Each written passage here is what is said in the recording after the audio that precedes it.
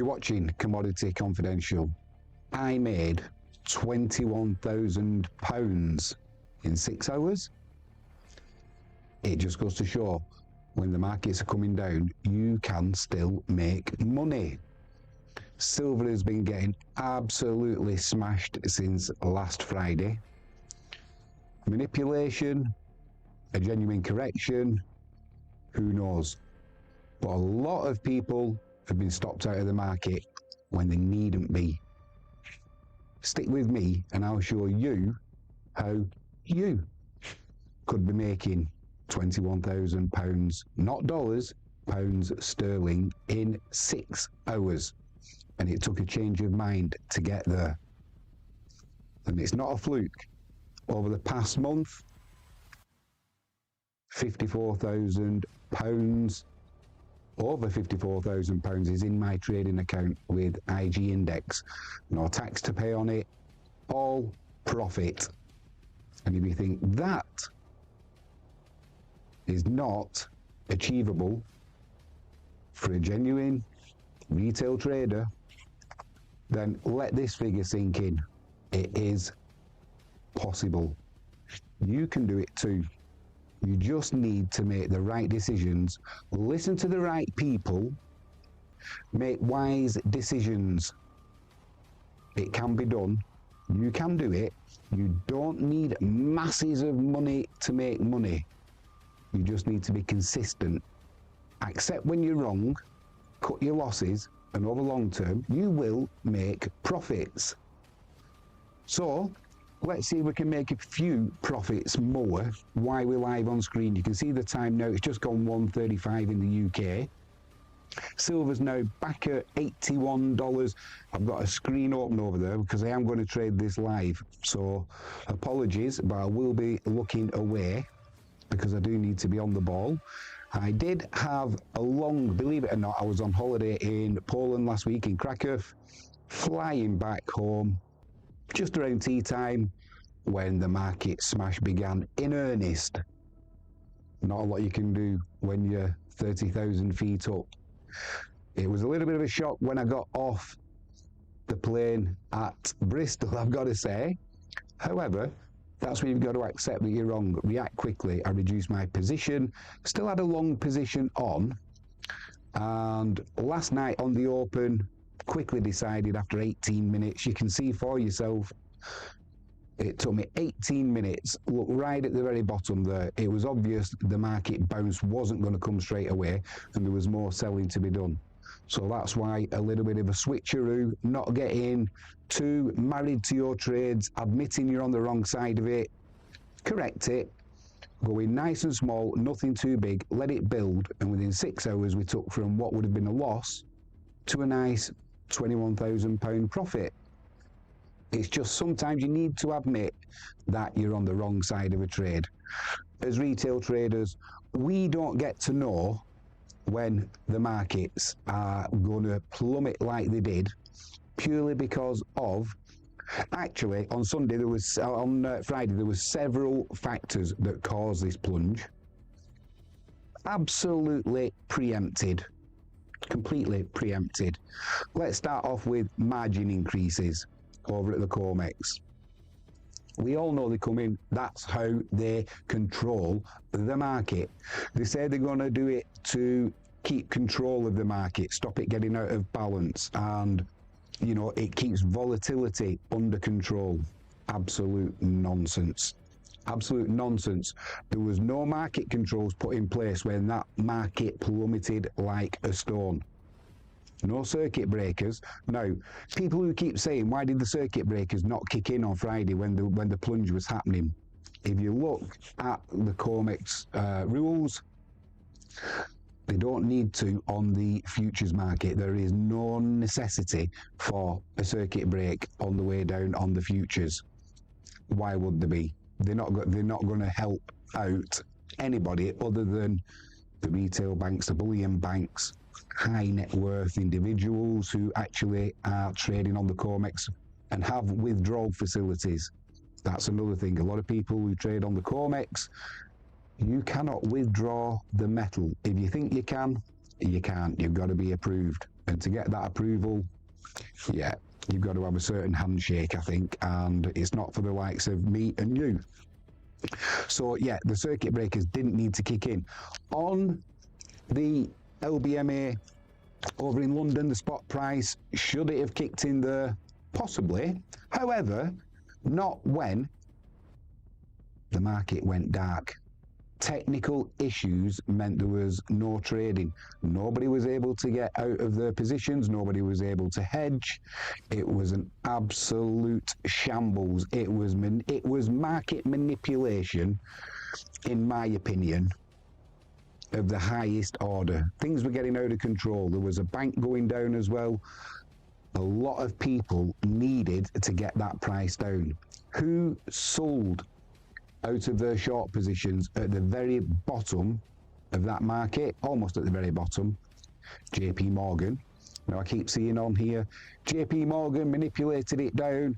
They got out of their short positions. It's there plain to see. I think there was 650 contracts or something they sold at the bottom. It's not necessarily JP Morgan who are getting out of their short position.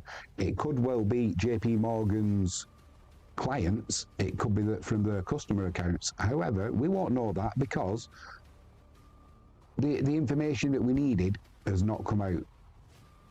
It's all blank. It's all not. We will get it. We'll get a commitment of trader report next week, and that should uncover who was desperate to get out of the short position, who bought back in. The options market was suggesting that this move downwards was coming. Obviously, I was on holiday, so trying to cover the markets is not the easiest. So these are the things, though, if you're going to go into the markets, you need to be looking at, because all the little breadcrumbs are there. The breadcrumbs are there. Where is the max pain on the options market? You can bet your bottom dollar that's where the price is heading. Max pain. Looking at the silver markets now, we are in backwardation still for March, but the May contract that I'm trading is currently, it's in contango.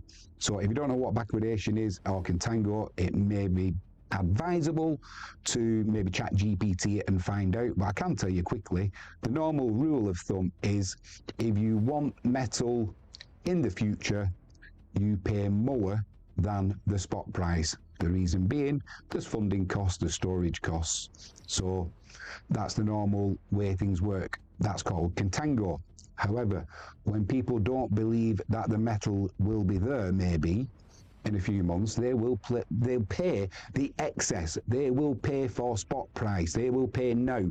They will pay dearer to get the metal now. Not in a month's time, 2 months' time, 3, 4, 5 months. They want that metal now. And the reason being, they've either got contractual obligations that they need to fulfill and their customers are standing for delivery, which means they've got to go into the spot market and buy the metal to deliver. Otherwise, they will be defaulting on the contract, which nobody wants. Or they don't believe the metal will be available in 1, 2, 3, 4, 5 months, or they may also think that the price is going to be much higher, so get the metal now. When you look at the Shanghai price, the gap, the premium between the COMEX price and the Shanghai price is, when it's been around $8, the premium, that's getting pretty high. When it hits $30 plus, there's an issue. There is definitely an issue. One of the issues is, as we know, or maybe you don't know, Shanghai price is a physical price. The COMEX is a paper price. That's how it was set up. It was so that bullion banks, refiners, anybody who's dealing with metals, they can hedge against price movement. If you buy metal in and you're going to sell it out, you would short the material. So if there is a price drop, yes, you're selling cheaper. However, you're also making money on the COMEX as the price goes down. You are what they would call neutral. The problem with that is the hedges that are on short for a price drop. Once the price starts moving up, yes, a bullion dealer, he can sell the metal at a higher price. However, that short position that they've got on as a hedge suddenly starts costing more money when the exchanges, the COMEX, the CME group, they start raising margins. And when they raise margins, you've got two options. You either put more money into your account for the excess margin, the increase in margin, or you are forced to liquidate a position so that your maximum position is not going over 100% of your allowed margin. Hence, you get selling. If you get selling and it starts hitting stops, you get gaps down, you get violent corrections. It is extreme, and Friday was extreme. Margin increase after margin increase after margin increase, and more likely more margin increases will be coming as they try to tamp down the price of silver and gold and other commodities. Make no mistake about it, this is not unique to gold and silver. Look at platinum, look at copper, all staples of the commodity, the commodity indexes. If you get a margin increase, you have, like I say, two choices. You either put more money into your account to cover the increase. If you can't put more money into the account, then you have to liquidate positions until you do have enough money in your account. And if you don't liquidate your position, the brokers will do it for you. They're not bothered what price, they won't try and get you the best price. They will just give you, hopefully, enough notice where you can make a choice. Not always the case. Not always the case, especially for retail. They will close your position out without asking your permission. They will put that money into your account somehow to cover the increased margin. If that means they liquidate your positions to do so, they will have no problem in doing that whatsoever. So be aware, if you're using leverage, people always say, do not use leverage, never use leverage. Absolute nonsense. If you've got a certain amount of disposable cash that you're prepared to possibly lose, using leverage can be a great tool. It's just not using it to the extremes. Why would you not use leverage? You use cash, which is what it is. Use fiat cash to turn £5,000, as an example, into £25,000. With the excess, then you can go into the physical market, go to your local bullion dealer, go to your coin shop. You've just made yourself £20,000 to go and buy physical. You can then put it in your safe, you can bury it in your garden, you can throw it over the back of your boat, you can leave it in a vault. Whatever you feel comfortable doing, you can do, and that is using margin. Use the system to your advantage. All of this nonsense I keep hearing about, just buy physical. If a person now has only got, I'm going to guess at a figure, £1,000, how many coins is £1,000 going to get you now? When silver was at $100, let's make it easy. You've got £1,000.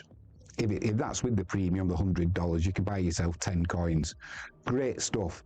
And if you're not comfortable using leverage, trading with margin, then I see nothing wrong at all with putting that money to good work by buying silver.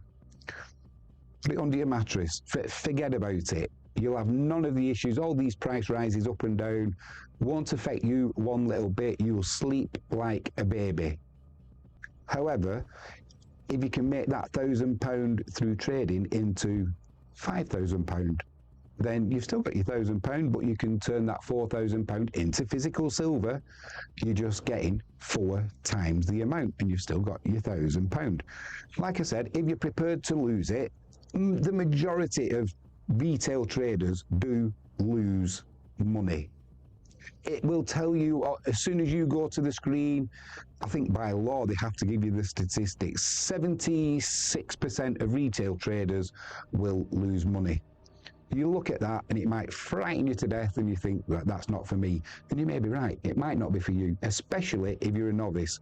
If you are a novice, you can also use the practice accounts where you can trade with pretend money and get used to how you put trades on, long, short, going into the options markets with calls and puts. Find your way around it. You can educate yourself with that, and it is really, really interesting. It is. And if you can make a few pounds, somebody with not a lot of money, if they can make 10, 15, 20 pounds a day, that's fantastic. You know, you come the end of the week, you could be £100 up. If you're on minimum wage, that's 25% that's a 25% wage increase. So it can be done, and it can be fun. It really can be fun. If you take it that you're not going to make anything, and if you lose the money, well, you've had an experience and you've enjoyed it. If you can look at it that way, if you're starting small, you've got nothing to lose. However, starting small, as I did many years ago, it was, when I look back at my experiences and the trades I put on, and it's like, oh, what were you doing? How did you think that was a good idea?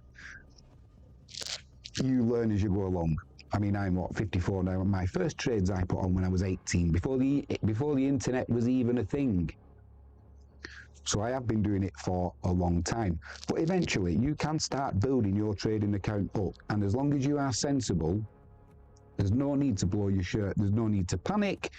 Sometimes you've just got to close the trade out and think, it's not right. As I did last night, I was on the wrong side. I gave it 18 minutes to see if the market was going to bounce back.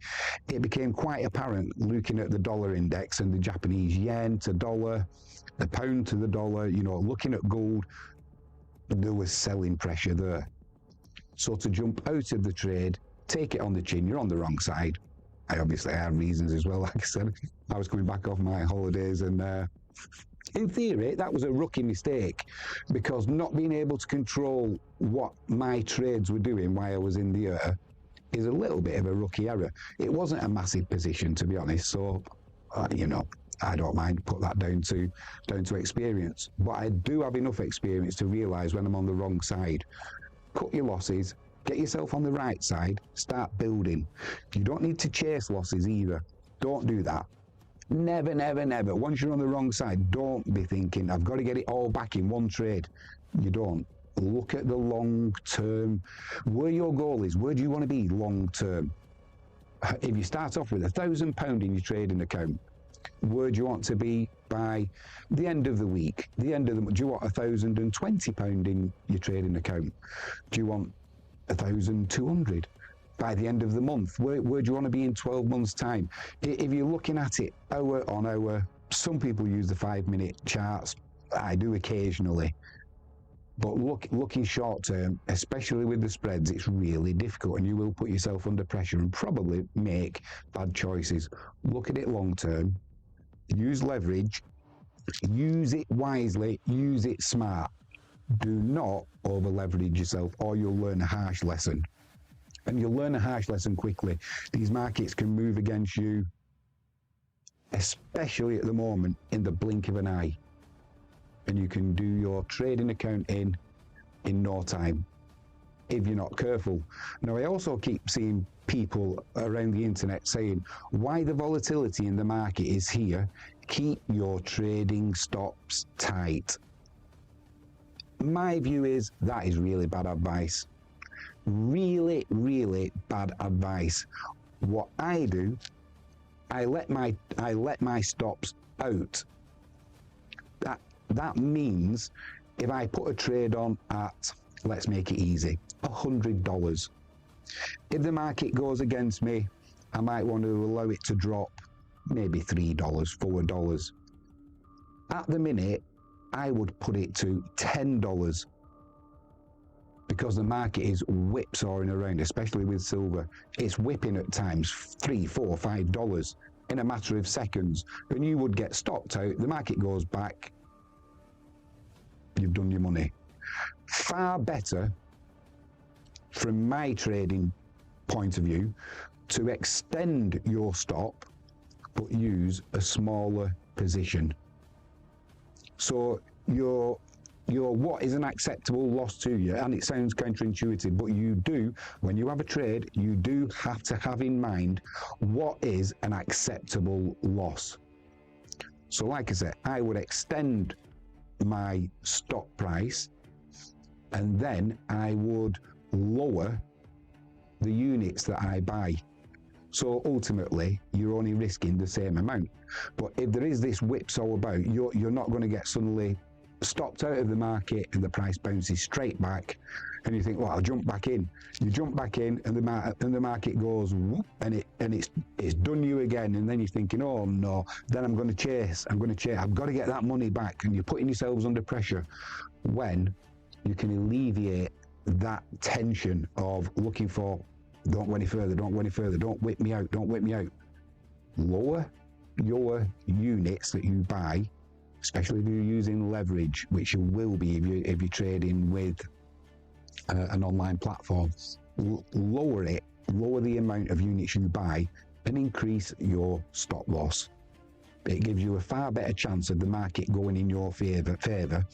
Now, speaking of going in your favour, people look at a market, the majority of people, I see a lot of comments online on videos, and it's never going to go back up. The market it's not going to go back up until we hit. If that's your thought process, then what you're actually saying is, I think the market's coming down, so I should be shorting that market. Now, if you don't know what a short is, that is when you bet that the price will come down. You don't just have to put a trade on for the market to go up. Now, I'm probably teaching 99% of people how to suck eggs, but the amount of people that don't realise that you can actually short a market and you can trade on it to go down. If you see that price action on Friday and you think, blimey, it's just going to keep going, why would you not follow? Why would you not follow the likes of JP Morgan? You know, I'm not necessarily saying JP Morgan want the price to go down, but their customers may do, and they will be facilitating those trades on their customers' behalf. We'll know more, like I said, once we get the commitment of traders report, we can see whether it's a customer or the house account. We can see what was actually going on. Them details are dark at the moment, and that is not a good sign. That says to me, there's some shenanigans been going on. But yeah, bear it in mind, you can short the market, as I did last night. I can show it you again, and it's not to show off, it's not to brag, it's just to show you that if you're on the wrong side of the trade like I was, you can change your mind, and if you can get on the right side of the trade in, I don't know what that is, 6 hours, and you can make £21,000. To some people, that's absolute peanuts, and I understand that. To me, it's a good day. To a lot of people, that's a lot of money, and everybody's trading journey is individual. So I wouldn't like to see anybody laughing at anybody for getting excited about making £20, £30. Some people, that's a lot of money, and I've been to the point where I'd have given my right arm for £30 when you can't pay bills. So yeah, we need to encourage each other as well, and it's good if people can put out what they are actually doing trade-wise. Let people know. You see people, they'll put things out where I bought silver at 50 and it's gone up to $80, aren't I great? You don't see many people saying I bought at $100 and oh, now the price is down at what, $81 and $82 on the futures. People should put that out. I have days where I've done my brains in. Absolutely done my brains in. I once worked, I've told this story to people who know me many times, many years ago now. I worked solid for 3 weeks. I think I made £135,000. That's about $3 million US dollars. About 135,000 over 3 weeks. And it was tiring. It was hard work. But it's a lot of money.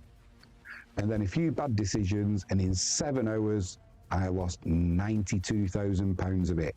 So still a good profit. But let me tell you, that £90,000 was what Rick Rule might say is a spiritual experience. In my early days of trading, £92,000 is still a lot of money. But I wouldn't lose any sleep over it now. However, back then, I was looking at myself in the mirror thinking, what have you done? Why did you do that? How did you think that was good? Why did you chase? Why didn't you reduce? Why did you get stopped? All these things will go around and round and around and around, and you take yourself, or you can take yourself to some really dark places. They always say, if you're going to trade silver, it's not for widows and orphans. And they also say, if you want to be a trader, then you can be, or you can trade silver. You won't be doing it long term. You'll get absolutely burnt out unless you're sensible, because silver is extremely stressful to trade. If it's at $30 per ounce, which was a target not that long ago, can we get through 30? We couldn't do it back in 2020. We had a couple of runs at it, then we pulled back. That was after COVID had hit, and silver went down to $10 almost. In fact, I think it did hit $10. We then pushed all the way back up to $30, which is a $20 move. You look at that in percentage terms, that's a lot. And now we look back in history at $30 as, blimey, yeah, $30. It was a real hurdle to get over. 3 times in the past we've tried to get past 50. Bunker Hunt tried it in the 80s, and 2011 JP Morgan got done for spoofing that market. The traders, not very bright, sending messages to each other on a Sunday evening, if my memory serves me correctly, saying, shall we smash it down now? And they did. They sent it from almost $50 down to, I can't remember what it went to. It went low. And they didn't get done for it. Not very bright, having a trace of WhatsApp messages. I think 2 of the traders went to prison. I think JP Morgan, I'm going to go from memory now, got fined $820 million. Not a bad trade though when you're making over $1 billion, I believe. The fines that they get are just, they build that into the profit margins. So manipulation around silver, it is real. It's not conspiracy theory. Bart Chilton, if you don't know who Bart Chilton is, he used to work for the CFTC, I think it was, and he admitted that, yeah, spoofing of the markets and manipulation was a real thing. He passed away, sadly, not long after that interview that he gave to Chris Marcus over at Arcadia Economics. So, you know, when they actually admit that market manipulation does happen, you better believe it. Also, when the market manipulation happens, it always happens that the manipulation is in the favour of the bullion dealers, the banks. It's never, sometimes they will manipulate the market upwards if it suits their needs, but on the majority of times, the market gets tamped down. They've openly said they tried doing that with Bitcoin. That's why they opened up the ETF, so they could tamp the price down. That's what the futures markets are for. And the futures market that I trade, another reason why I trade the futures market instead of spot price is, if you leave a trade on overnight on the spot markets, you'll get what's called a carry cost, where if you're using leverage, which you more than likely will be, you will get charged for the money that you've been lent overnight. So if you get a biggish position going, it can be into the thousands of pounds over a year. I think the most I had over a year was something like £60,000 just in overnight carry costs. So it was worth it. But as a rule, I will trade the futures markets, because with the futures markets, you don't get any overnight carry costs. That's when in the UK, when the market closes at 10 o'clock and you then open up at 11, there is a charge for the overnight funding. The reason they do that is it stops the arbitrage. They have to treat it as though you have got physical silver to sell, even though you don't if you're shorting, because the arbitrage would become too much, and as a spread bet, it wouldn't work. The reason I do spread bets and not CFDs, contracts for difference, is I have no issues with the tax man. It is, spread bets are non-taxable. So that's in the UK, that is. Currently, whether they'll change legislation at some time in the future, who knows. But for me, spread betting, there's no issues with the tax man. Use the futures markets, and that way there is no carry costs for the overnight funding if you are using leverage, which I do. So that's just another little thing to be aware of. Right. The other thing I want to say is I'm going to do more of these streams. We're going to do videos, live streams. We'll be trading live. We'll have a little bit of a better setup. I've done this one quickly, just because I saw all the videos that are out there. A lot of it is nonsense. Some of the stuff I agree with. Some of it is blatant lies. I don't know where the prices and the information is coming from, but it's absolute nonsense. So I thought if anyone's going to talk nonsense, it may as well be me. And I am Jimmy James. I do have another channel as well, Catch It Live First. That's a sports channel. But Commodity Confidential is where we are going to try and make some shekels for everybody.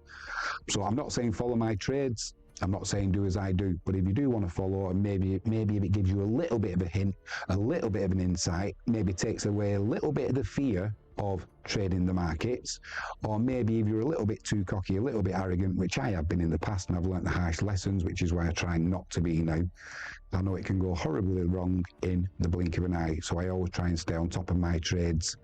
I do have a few speculative ones, that a few Hail Marys, but at the moment they're doing nothing, and at some point I will go through those in the future. I'm not sure what you can actually see on that screen, but I've got vast resources. That's going nowhere. And but it's like, I think it's down £5,000 at the minute. I think if they go out of business, I'll lose, I don't know, £7,000-8,000. A lot of money, but not in the grand scheme of things, as I've built my account up over time. The amount that's in there at the moment is around 80. I've just showed you before. It's at 85 million pounds. That's not dollars, 85 million pounds, and that's what's been traded. Obviously, I was never born with a silver spoon in my mouth, so it's all been built up by myself over time, and it's something that I'm really, really proud of. So I want to keep hold of it. I don't want to make silly decisions and lose any, and give it back to the people that I don't particularly like, i.e. the bullion banks. Not my friends. I do have a bullion dealer that I use in North Devon. If I want physical, they will store it for you. So at some point in the future, I've got to speak to them first, Caroline and Melissa, Leo in North Devon. We will be in touch and see if you want us to do any promo work for you, see if we can get any viewers a discount on the physical silver and gold, platinum also. And I think they've got some rhodium maybe. I'm not sure what ultra precious metals they've got. Ionic class precious metals. Personally, as gold and silver, maybe a little bit of platinum. So that's all to come in the future. I will have a better microphone. I just didn't have time to set it up today. We'll have everything much more polished. But like I said, this was just a video that I decided to do today, a little bit on the spur of the moment, just to show people that although the markets are coming down, don't give up hope. They are going to bounce back up, in my view. It's just when. We were always due this correction. There's no way that the banks were going to let this market continue going parabolic without getting retail out of the market. Do you know why a bull market is called a bull market? Yes, it goes up, but it will try and shake you off, try and shake you out of that market at every opportunity. And if the opportunities aren't coming, the powers that be will make sure that them opportunities to get you out of that market are there. Rule 101 at financial school: the little man shall not win. There will be no need then for a financial advisor, and they don't want that, do they? So if you are going to trade, educate yourself as much as you can. All the information is out there that you need. If you don't understand it the first time round, re-watch it, relearn it. It's a skill. Anybody can learn that skill. If you haven't got the money to put into an account to trade, a lot of the accounts now you need £250, £500, a lot of money. So if you can save it up over time, however long, do it. It's a goal, it's something to achieve. If you lose it, suck it up. I've been there. You got to suck it up, and you go again. Because realistically, if you're going working for minimum wage, nothing wrong with working for minimum wage, by the way, I'm not knocking it, but where do you see yourself being? Where's your financial position going to be in 10 years' time? Inflation is only going one way, and it isn't that way. Are your wages going to keep up with inflation? Real inflation I'm talking about. My guess is no, they won't. So where do you get that second revenue stream from? Have a dip into the markets, see what happens. You might lose your £500 and you think, yeah, it's not for me. You might make your £500 into £1,000, and by the end of the year, £5,000. Who knows? Unless you try, you are never going to know. The other thing I would say is be careful who you listen to on the internet as well. There's a lot of people out there who are giving false information. They'll go for, there's plenty of clickbait out there. Silver to $500 next week. I hope it does. It'd be fantastic. Realistically, I don't think so. So there's people you can listen to. People like Bix Weir, Michael Oliver, Andy Sheckman, you know, Donegan Kaiser and his sons. There's plenty of people out there who you can listen to, and they are faces. They're not AI. The AI at the moment is getting a lot of bad press, especially now this downturn has come in the silver and gold price. It was all the rage when the prices were going up. You look at the comments and it was, thanks for the channel, everything's brilliant, yeah. And some of the stuff that was being put out was really good. However, as soon as the downturn comes, that's when people start turning on the people that they've been listening to, giving advice to, which AI was doing. They put a disclaimer up at the start for 2 or 3 seconds, so you would need to pause it if you wanted to read it. But yeah, people are getting a little bit agitated now with AI, rightly or wrongly. You know, we're all adults, we make our own choices. Is the AI that is being out there, we all know who it is. I've seen rumours that it's the Chinese military. It's high tech, whoever's putting it out. Is it the Chinese military? Possibly.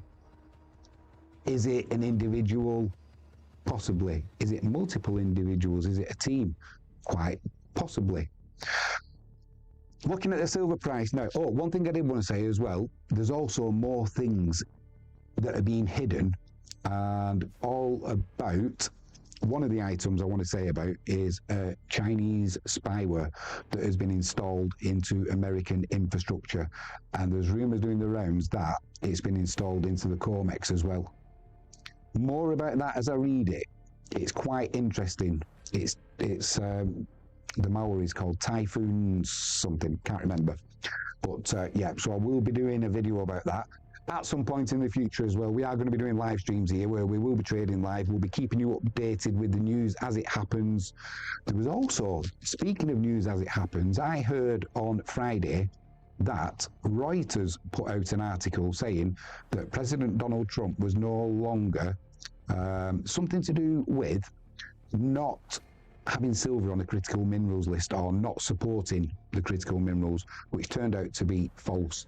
So you throw that article in with margin hikes, also with supposedly spot silver in London going black because of technical issues. I smell a fish. And as people say, if it looks like a duck and goes quack, it's a duck. So that's something else that we will be looking into once more details come out about that. Also, like I said, the data that should be coming out is not, it's delayed, or when it does come out, it's all 000, which is not the norm. There is something to hide there, but it will come out in the weeds. We will see the commitment of traders report. When, I'm not sure, hopefully by Friday. So we'll do a little bit of a deep dive on that one. Just looking at silver now. What are we on? It's the futures market with the May contract, which is what I'm trading currently, which is the, looking at that screen there, I think that's the other one. Right down at the bottom, that's the May futures contract. The one in the middle is spot silver, and I've got gold down there. I've got my other windows open as well, the US dollar basket. The US dollar is strengthening again, which is not a good sign for commodities, unless you're buying from the US of A, in which case it makes the commodity cheaper as the dollar strengthens. I also saw this morning reported on, it was all over Bloomberg, CNBC, silver, gold crashing, commodities coming down, Bitcoin's also getting battered as well. I'm not into cryptocurrencies, not my thing. If you are, I wish you the best of luck with it, genuinely. I don't think we're in competition. I just think the two things are just different animals. But yeah, I did see where crypto was coming down, and the commodities, is the bull market over? They get all the talking heads on there. Is silver and gold, have they peaked? Are they coming back down to a norm? Nobody's going to go on there and say, no, it's going to $350 per ounce by summer of 2026. You'd only do it once. You'd never be seen on the TV again. Ask Peter Schiff. But they also then put an article out, which I thought was really interesting. And it was mid-morning that I saw it in the UK. And despite gold and silver coming down, they were reporting that in Singapore, the demand for dip buying, physical demand, was going through the roof. I believe people were queuing around the corner to get their hands on physical gold and silver. So, and don't get me wrong, with this drop, we're talking about paper. We're talking about margins being increased, and nobody's talking about the shortfall in silver, which we've had a deficit in silver production for the last 5-6 years. We produce what, 850 million ounces of silver per year. Demand is well over 1 billion. So you do the maths. The price has got to go higher. There will be enough silver to support EVs, solar power, data centers, the medical equipment, and the new batteries that are coming out, which take apparently 1 kilo of silver per battery, but they are super duper batteries that charge up in 10 minutes and can go for 1,000 miles or kilometers. I'm guessing at that, but it's something like that. But it does take 1 kilo of silver. Will they be able to thrift at some point? They're saying they can do with the solar panels. Not that much though. And you've got to remember, I've got to remember, when we see figures from the Silver Institute, take them with a pinch of salt. They will change them retrospectively, but people are smart now and they hold their feet to the fire, where they will talk about silver usage for solar power. And then suddenly they'll vastly underplay the amount of millions of ounces that's needed, and then they'll change it retrospectively, because they know if they say at the time, they don't want to be pushing the price up for the producers. So that's why take the numbers with a pinch of salt. Silver currently is trading at 82.30 on the May futures contract. What are we coming up to? Just gone 2:15 in the UK. So we've got 14 minutes until the US Open. The dollar index is at 97.27, which is, like I was saying earlier, not good for commodity prices unless you're buying from the USA and you've already got the dollars. If you've got to swap your currency, especially the yen is weakening again against the dollar. It was around 154.50. That was this morning in the UK. It's currently on the rise again. It's gone to the top of the Bollinger Band and it's at 155.36. I'm not sure that anything, we keep hearing about Japanese intervention into the market. Is it going to come at any time? If we do get that Japanese intervention, the dollar basket will weaken. President Trump wants a weaker dollar. That is where you can then get a spike up in commodities, especially gold and silver. However, until we get the election in Japan, a snap election has been called. I think it's going to be around, I can't remember how many days, is it another 14, 15 days, something, until that election is completed. I don't think we're going to get any intervention from the Bank of Japan until we know who the new Prime Minister is going to be. So it could be a rough ride over the next few weeks for the Japanese yen. which ultimately means it could be a rough ride for commodities because the dollar index will rise. Once Japan does intervene, I could see the dollar index coming down into the 80s, which then becomes, in my view, rocket fuel for commodities. So between now and the Japanese election and then possible intervention with the Bank of Japan, now would be a good time for anyone who's underwater with the shorts. Drive the price down while the dollar is going to strengthen slightly. The pound's also too strong. It is weakening. As I'm looking at the market now, it's down to 136. It's pushing 138. Gilts are not that exciting to me. So, yeah, I don't see the pound strengthening long term. I think the only way that the dollar index comes down is if the euro can strengthen and if the Japanese yen can strengthen. That then will bring down the dollar index, which, like I said, President Trump wants. So he says, and which is good for US exports, not so good for imports, but when you've got the reserve currency, how much does that matter? I can see the dollar index coming down to in the 80s, which, like I said, would then be rocket fuel for the second leg of this commodity cycle. You know, this is the first leg. We can go through all the maths of where silver was in the year 1980. Where was it in 2011, where it was topping out around $50? Well, you take $50 from 1980, you compound interest at, say, 2%, which is what we're supposed to have. You need to get back, you've got to be pushing, I don't know, $200 an ounce just to get back to where you were for the 1980 price. So, excuse me if I don't get excited if silver hits $200. It would be fantastic. It'd be fantastic. But is that where the move starts? Because in theory, all it's done is gone to where it should be, inflation-wise, from the 1980 price. You can say that was a bit of a spike, okay, so you can bring it down to maybe $150 to get back to its 1980 price with 2% interest compounded into 2026.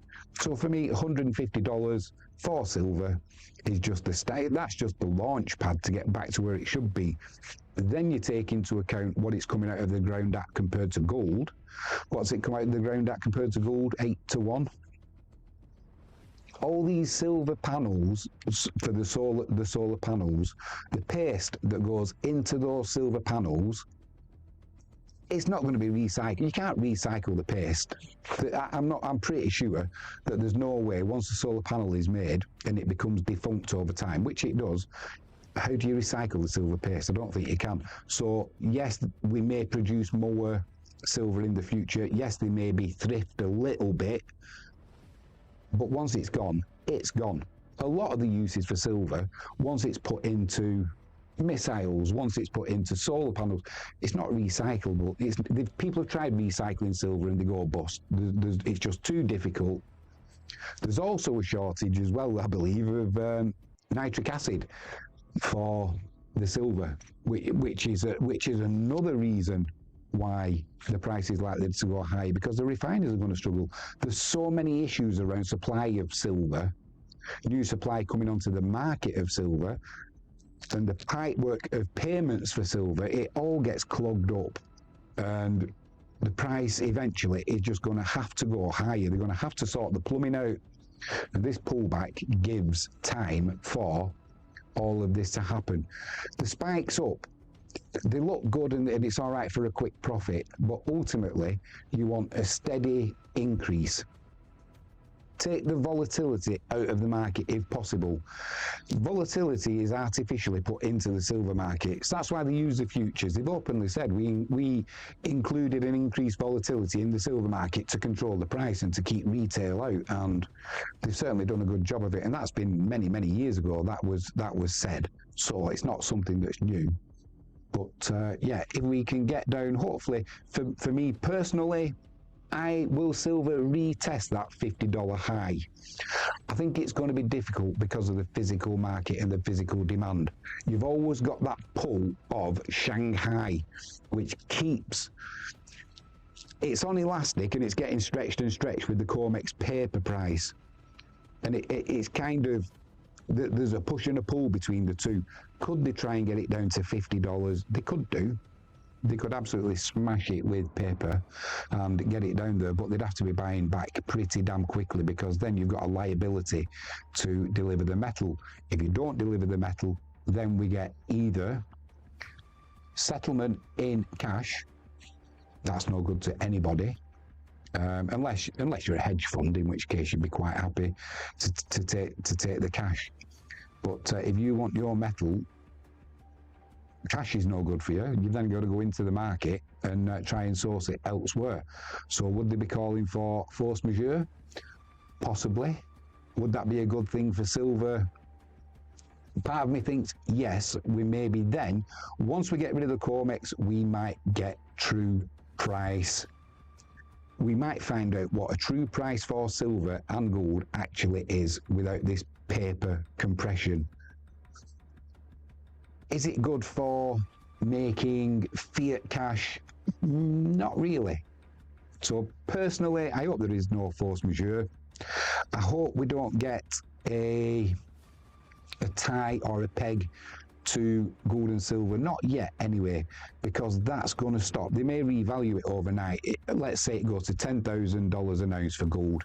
Then they realise, no, that's not going to get rid of the debt. We need to go higher. We'll go to $20,000 per ounce. That doesn't give you time to accumulate wealth, to build. It's just a massive jump, and if you've got a good stack and you're happy, then ideal, it's perfect. But if you're in that accumulation phase yourself, the ideal scenario will be that you get a slow, steady climb upwards, and you can keep adding to it, get short pullbacks, and then you climb again. For me, that's how I would like to see the market going forward for silver and gold. Whether we'll get that, I don't know. Certainly at the minute, it is volatile. But you know, it's not unusual to get these 4 or 5% moves in silver. When silver was at $20 an ounce, you know, if you got a $10% move in a day, it was a $2 swing, and that was like, wow. Now we're getting $2 and $3 in an hour, maybe more. But in percentage terms, it's not much different than the 5%, the 4%, the 5% we used to get at $20. It just seems much more extreme, because in dollar terms, it's a much larger move. In percentage terms, it's very similar. So it's that's just the volatility of the silver market, and if you're going to trade it, get used to it, because it's not going away anytime soon. Right, silver currently in the May contract is at 81.63. We've got 5 minutes until the open. The Bollinger Band is closing, so the volatility is subsiding somewhat. Let's have a look what the spreads overnight on IG index. Normally for silver, the spread between the bid and ask, or the buy and sell, it's around 10 cents. It's usually around 3 cents. It's at 10 cents at the moment. During the night, it was at 50 cents, half a dollar. That's a lot. That is a lot. Also, volumes on spot silver are elevated again. There was a spike in the futures in the May contract. There was a spike in volume there at 1 o'clock, between 1 and 2 o'clock. It didn't affect the price too much. I was looking at that volume, I thought it might have been down a little bit lower. It went from a high of around 84.30, and it came down to $80.40. So a big move, but percentage-wise, like I said, put it into comparison as what you would get a move at $20, and it's not unexpected, and it's not an unusual sized move in the market as things stand. There's more. I did see an article as well at the end of play today. I'm not sure whether that's talking about UK. I'm assuming it's going to be in the US of A, so that'll be around 9 o'clock, 10 o'clock UK time, that new margin increases are coming into effect. So that could well add more selling pressure to the commodities. But we'll have to wait and see on that one. I'm not sure what the increase was, but they will just keep increasing margins until they get the result they want.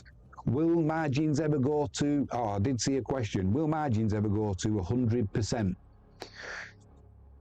They could do, but that would just absolutely destroy the exchange. So in reality, no, I don't think it would get there. But could you see margins going to, 50, 60%? Possibly. There's no telling what they will do to try and keep control of the market. One thing that is an issue, though, you've got to remember, we're here, and it mainly is on the sell side, because long positions that are over leveraged need to close positions out or add money. As a rule, the positions will get closed unless you want physical material, in which case, I'm going to say a Samsung, if they're in the market, they're not going to be bothered about a leverage increase, a margin increase. They want the material, so they will just stump up whatever the increase is. Like I said, if it's a hedge fund, maybe they'll close out positions so they don't have to, so you do get some selling pressure. We've got a few seconds to go before the open. I forgot where I was going with that. Silver at 82.15.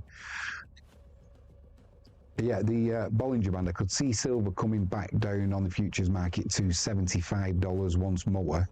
We're having a little bit of a bounce here, but like I said, that pressure is going to come in to tell if margins are going to increase at the end of play today. We've not discussed the 10-year Treasury or the 2-year. There's so many things that are all intertwined now, and they are coming into play. They are affecting each other. There we go on the open, so we're at $82. Are we going to see some selling pressure? Currently it's sitting just above VWAP on the futures, so I think if it breaks VWAP we could be going down to $75, so be aware of that one. If we do have a little rise up, don't be surprised if we go to around the $88.50 mark, the top of the Bollinger Band. Could well do if somebody wants to cover shorts. However, like I said, I think there's more selling pressure to come. So it could be a trade up to 88.50. We could be going down to 75. It's just a case of whether we break VWAP or we bounce off it. At the moment, I'm not prepared to make that call. I think ultimately, if we do go to 88.50, I will be shorting. Just a small position. And if it starts coming back down again, we can build onto it. So dollar cost average in, there could be a nice profit in that again. But we'll have to wait and see what happens. Right, that's all I've got for you today. Probably quite a lot actually for a first video, but like I said, keep an eye out for more videos in the future. We will be doing some live streaming as well, where we will be live trading. I will put my trades up there. Win, lose, draw, they will go up there. There's nothing to hide. I have no shame in putting losing trades up. Also, I'll put my winning trades up as I have done. Give people encouragement. It can be done. So yeah, just having a look at that now. I don't know if you can see it down there. Let me just make that a little bit bigger so you can see where it's trying to hold. We're trying to hold VWAP, which is currently around the $81.10. We're currently at 81.53. So it is holding above. You can see the bottom of the Bollinger Band there on the hourly chart. We're around $75. The top of the Bollinger is currently at 88.67, something like that. So it's quite a large spread. not unusual and what you would expect, certainly, when there's been that much upheaval on Monday and big changes overnight. So that will start coming in, though. They will converge, and that's a sign that volatility is abating somewhat. Then we just got to decide whether the move was overdone on Friday and we're going to start moving back up, or are we going to see more selling pressure, like I said, and possibly start looking to move towards the $70 mark. 68, will 68 hold? If not, are we going to 62? You can start looking at Fibonacci retracement levels, and it may give you an idea of where silver's going. Are we going to get back to that $50 and retest that old high? Like I've said, it wouldn't surprise me one bit, but I think it might be just a bridge too far. For sure, if we get back to $50, that is a great starting place for me to get back into this market. And it may overshoot. We might go to $44. That's another figure that I've got in my head. That was a little bit of resistance and then support before this, let's call it what it is, a pretty parabolic move up. But it's only silver trying to get back to a normalization, which, like I said, should be around $150. That should be the launch pad. But we're not going to get there without kicking and screaming from the entities that control the prices. But we'll get there eventually, I am pretty sure. So yeah, that's something to keep an eye on. Now what are we doing now? The first 5 minutes, it looks like we could be going up to that 88 mark. I'd be really, really careful if once it gets there, and I would be looking to put a small short on.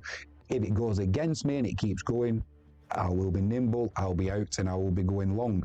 But I will be looking for a pullback at some point. Could this be a dead cat bounce before we have another round of selling to get us back to, like I said, test that $70 level, $68, $62? Do we get all the way down to $44? That'd be fantastic. A fantastic buying opportunity if we do get there, which is why I don't think we will get that far down. But if we do, we will make hay while the sun shines. Right, I am Jimmy James. My other channel is Catch It Live First, so join me for that one if you're into your sport. But if you're into the metals, the trading, the commodities, then help me out. Please hit that subscribe button. But more importantly than that, if you can share the stream, give us a thumbs up so the algorithm likes it as well, that would be absolutely fantastic. And if you hit the notifications bell, you never need miss any of the videos or live streams that we put out. There's also something else coming with this channel. There's a gap in the market that I see for, if you buy silver, what is the hardest thing that you will find? Selling your silver. Why will you find it hard selling? Because if you go back to your broker or your coin shop, they will offer you spot price. If you're looking maybe a little bit above spot price, depending where premiums are and what supply and demand is, oftentimes they'll be offering you well below spot, especially when you get a price rise like this. If you want to buy silver, you go to your coin shop, you go to your bullion dealer, they will offer you spot plus the premium. So you could be paying £20, $20 over spot price. Now, if there's a way that a buyer and a seller can come together without having to go through a coin shop or a dealer, so the best deal is the buyer gets a lower price than the coin shop or the online dealer, and the seller gets offered a better price than they will with the coin shop or the dealer. The two can meet. The question is, how do those two people meet? That's what we'll try and be arranging soon. We won't be facilitators, because then we've got a legal responsibility, and that's not what it's about. But we'll see where we can go with this in the future. Maybe we can put the buyer and the seller on the same wavelength, shall we say, without actually facilitating it. So yeah, like I said, I am Jimmy James. You're watching Commodity confidential. Anything that I've said today is all my personal thoughts and experience. It's not financial advice. I can't legally give financial advice. All I do tell you is what I do and what I am doing. Hopefully, you're going to make the right decisions too, and you can prosper financially. Fingers crossed. I'll be back soon. Hit that subscribe button.